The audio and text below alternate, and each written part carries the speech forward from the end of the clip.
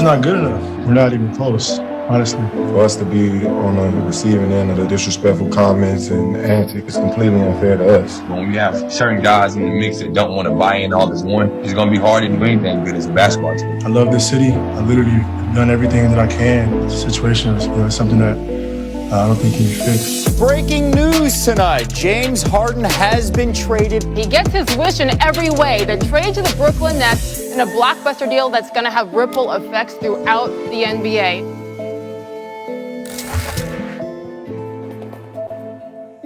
James Harden is a Brooklyn Net reunited, and it feels so good. That's with KD. What's going on, everybody? Welcome to First Take. Thank you for hanging with us for just a bit. Stephen A. Smith, Max Kellerman, I'm Molly Karen Rose. Fellas, let's get it. And we start by hearing from one, Kevin Durant.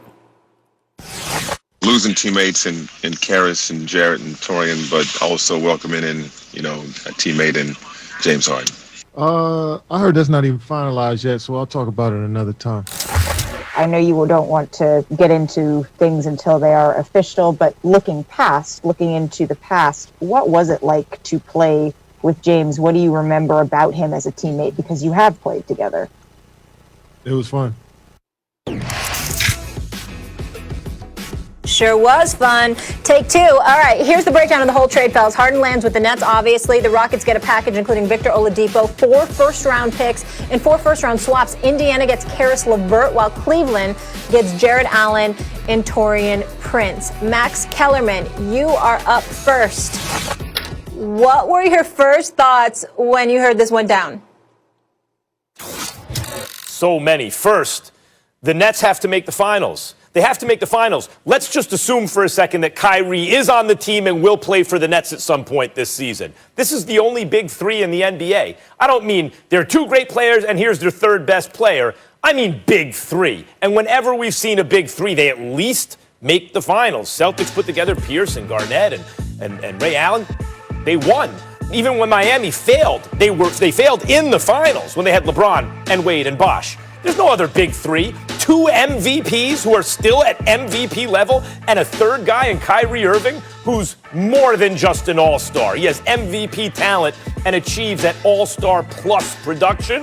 You have those 3 guys, you're supposed to get to the finals at least. And they had to make the deal.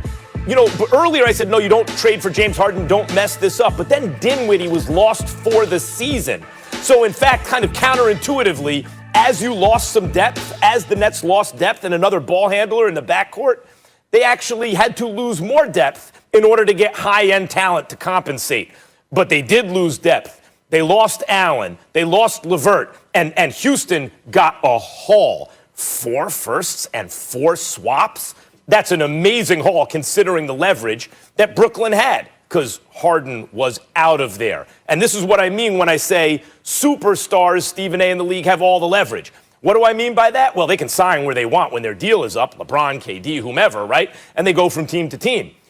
But because of that, guys like AD, say whatever you want about how long it took. AD wanted to go to the Lakers. Where did he wind up? The Lakers. Say whatever you want to say about Harden and the ups and downs. He said he wanted to go to Brooklyn. Where did he wind up? Brooklyn. Let this be a lesson to the owners in case they didn't already understand. If you have a superstar, an MVP caliber player, he's going to wind up where he says he wants to go anyway. Make the best deal you can.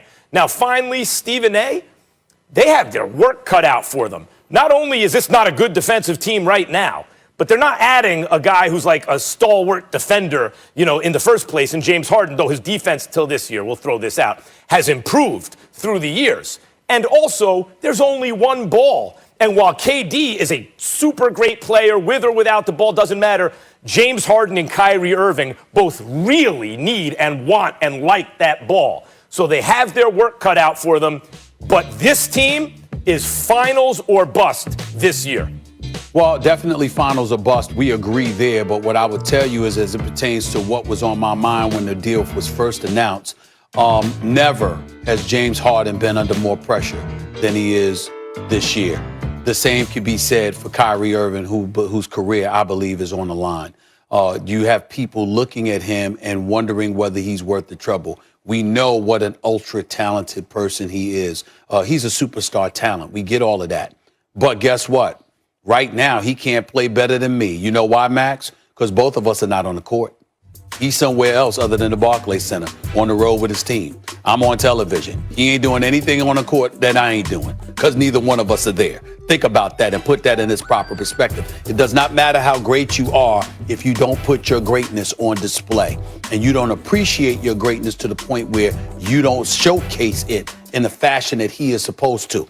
In the case of James Harden, this is the deal. You in Houston, you wanted Dwight Howard, then you didn't. You wanted CP3, then you didn't. You wanted Russell Westbrook, then you didn't mind y'all parting ways, even though y'all are still boys. In the end, because Daryl Morey and Mike D'Antoni ended up going too, you decided that you wanted out. Fair enough.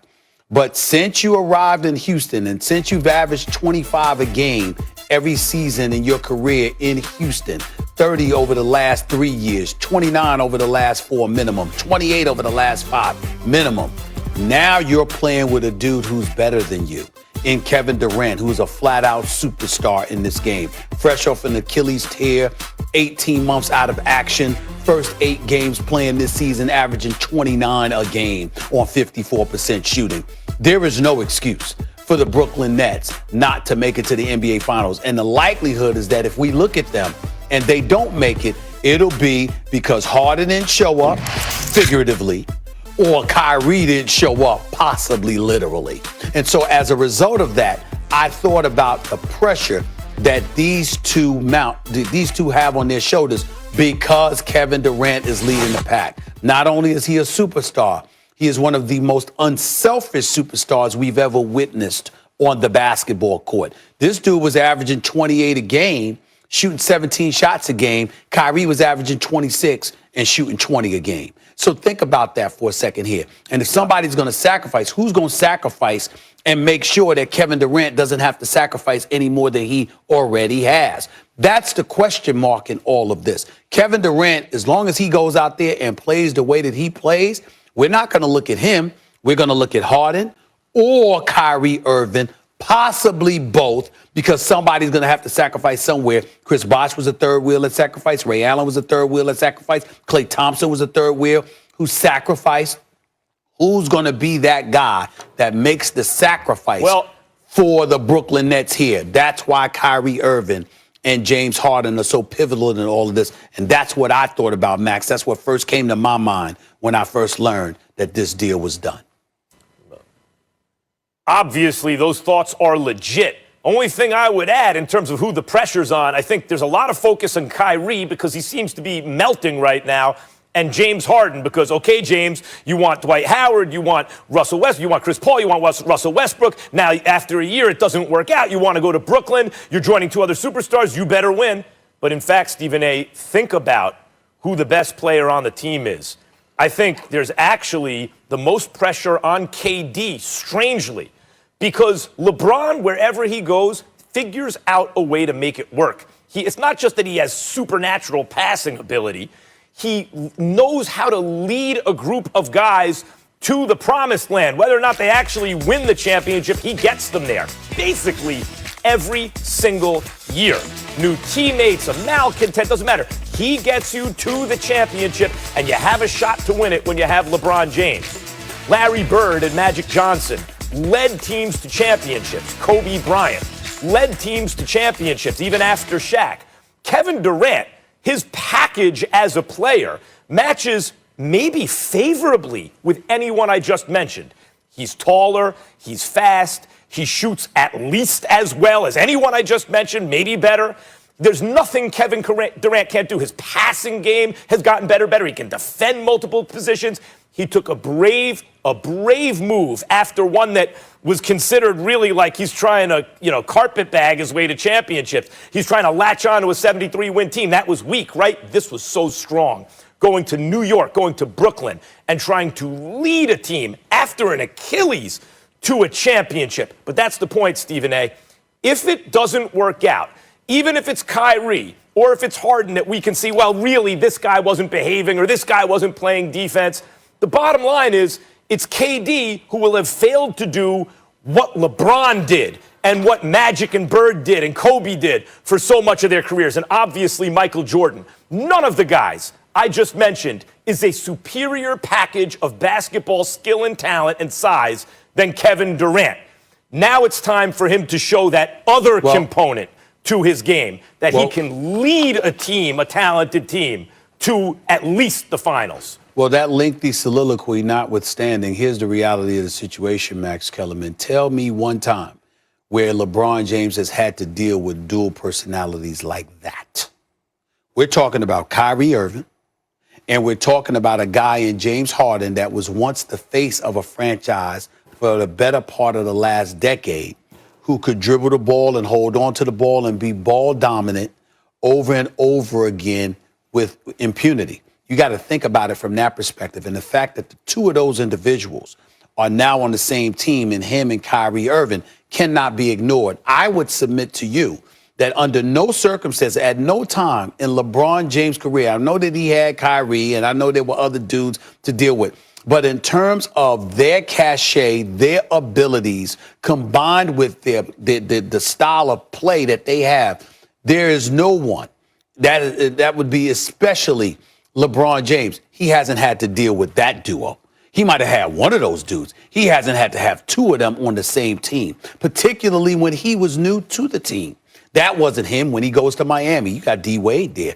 You go back to Cleveland, you come back as a champion, and it's just Kyrie, a young Kyrie who hadn't won anything yet, as you articulated on many occasions, Max, that you had to inherit and teach on how to win and things of that nature.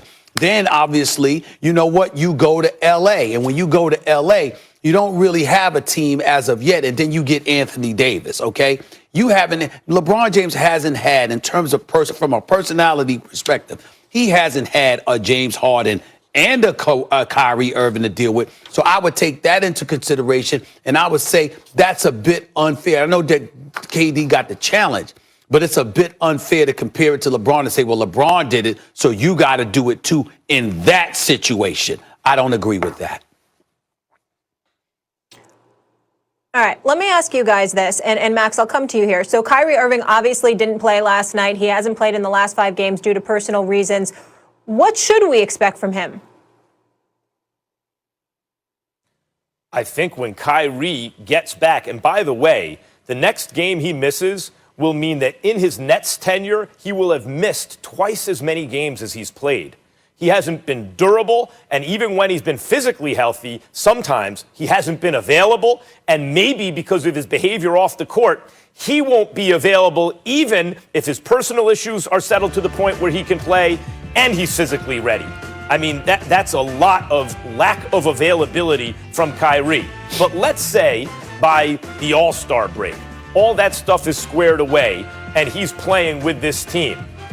Kyrie has shown in the past that whether he's on ball or off ball, he is capable of playing with another ball-dominant. I mean, you want to call LeBron a backcourt player or a front-court player? LeBron runs your offense. He's played with a guy like that and has had to play off ball at times and has also been, the primary ball handler at times. Kyrie has already shown that he's capable of playing with a guy like that. Now, LeBron is a more generous passer because he's a more brilliant basketball mind in that respect than James Harden, and probably that made it easier for Kyrie Irving. But I do expect, at least on offense, for the potential for Kyrie to fit in with Harden and KD. Kyrie is the person that we should all keep our eyes on. And we should all keep our eyes on because in reality, Kyrie Irving is going to be the third option on this team. And the question is, how receptive is he going to be to that? We don't know. We know that Kyrie's a superstar talent. We know that he's got the nastiest handling skills in basketball. As far as I'm concerned, he's box office. When he wants to play, he is worth paying to see play. But I'm going to tell you, Max, what I heard yesterday. I was reminded yesterday, and I read part of the quote to you on the air, where I was told that, listen, he keeps this up, the Brooklyn Nets may have the power to void his contract. Now, do I think something like that is going to happen? No. I do not believe that's going to happen. I don't think Kevin Durant's going to let that happen. I think Kevin Durant loves him too much. He values him too much. He respects him too much. He wants him there.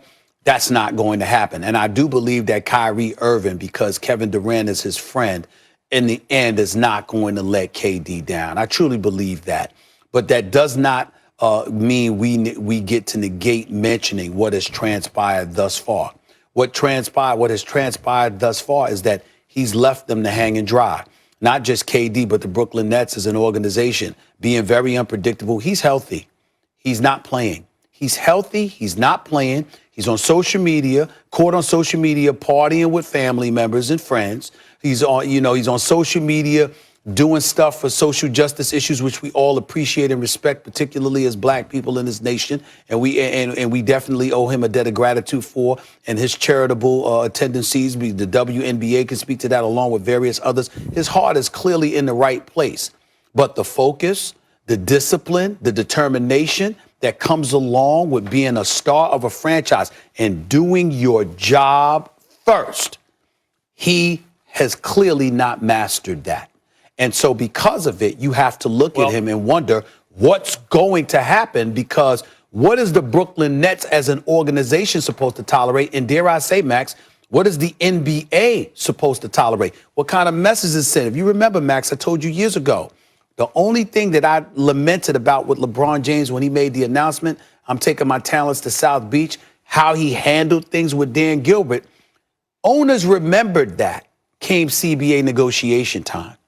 And you never can ignore that, because usually it's not the individual player that gets his comeuppance down the road.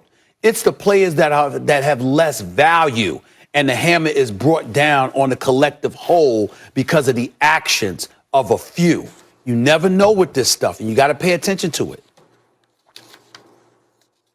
Well, look, Kyrie has to look himself in the mirror right now, because the fact is, you're right to point this out, which you kind of alluded to.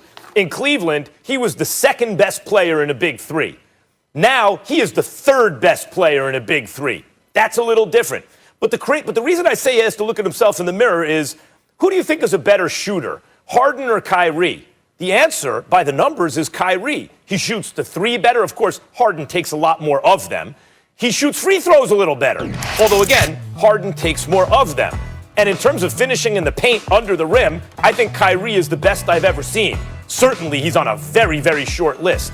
So from Kyrie Irving's point of view, he's like, actually, when you break down the skills, how is this dude better than me?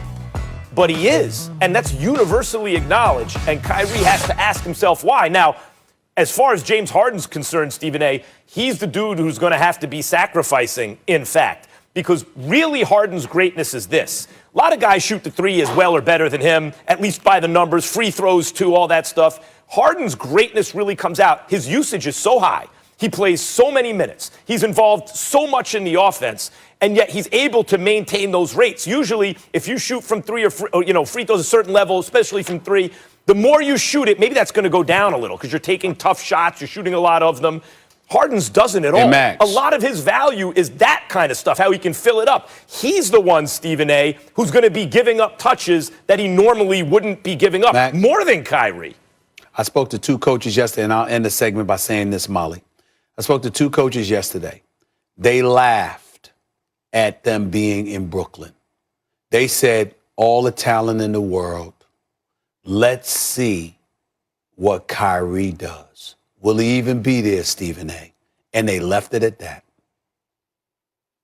That's Stephen A., let me ask you one thing real quick. You recall, I'm sure, and this is right before my time, when Earl the Pearl Monroe got traded to the Knicks from Washington and joined Clyde Frazier, and Clyde Frazier, a very different personality than Kyrie Irving, of course. The whole question in New York basketball is, how are these two dudes, right, Black Jesus and Clyde Frazier, going to share the ball? There's only one ball. They won a championship together. It's not impossible. It's not impossible, but you got to want to work. They wanted to work. They wanted to show up to work and work. You got to want to come to work. Yeah. No doubt. Steve Nash certainly has his work cut out for him. An enviable position, a lot of talent, but we'll see how the chemistry plays out. And it's a quick turnaround, guys. You know, we're already deep into the season. Harden, by the way, the only player since MJ to win 3 straight scoring titles. When we come back, 4 playoff games this weekend, a plethora of talent in action. Wait till you hear which player is under the most pressure. We get into the divisional round next with Damian Woody. And you don't want to miss which quarterback matchup Max says is more